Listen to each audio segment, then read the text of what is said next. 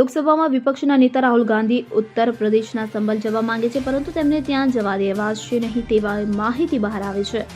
સંભલમાં DM દ્વારા લાદવામાં આવેલ પ્રતિબંધો હજુ પણ લાગુ છે. ડીએમના આદેશ મુજબ પ્રતિબંધો ચાલુ રહેશે અને રાહુલ ગાંધી પર પણ લાગુ થશે.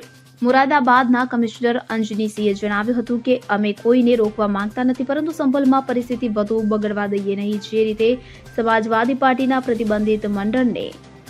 પ્રતિનિધિમંડળને અટકાવવામાં આવ્યું હતું તેવી જ કાર્યવાહી કરવામાં આવશે. કાયદો તેમને રોકવા માટે દરેક શક્ય પ્રયાસ કરવામાં આવશે. ઉલ્લેખનીય છે કે સંભલમાં મુગલ બાદશાહ બાબરના સમયમાં બનેલી જામા મસ્જિદને લઈને વિવાદ ચાલી રહ્યો છે કે અહીં પહેલા હરિહર મંદિર એવા અંગે હિન્દુ પક્ષના વકીલે સ્થાનિક કોર્ટમાં અરજી કરી કોર્ટ સર્વેની માંગણી કરી હતી. બાદમાં કોર્ટે સર્વેનો આદેશ જારી કર્યો, જેના કારણે વિસ્તારમાં તણાવ સર્જાયો અને મુસ્લિમ સમુદાયે તેનો વિરોધ કર્યો.